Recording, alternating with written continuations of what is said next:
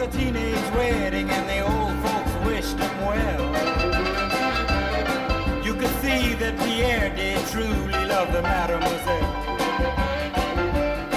And now the young monsieur and madame have rung the chapel bell. C'est la vie, say the old folks, it goes to show you never can tell. They furnished off an apartment with a